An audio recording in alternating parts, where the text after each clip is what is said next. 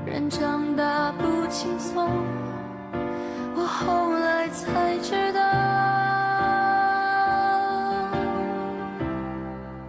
孩子会穿过大雨，去懂人间的道理。我只能唠叨，因为我已帮不上你了。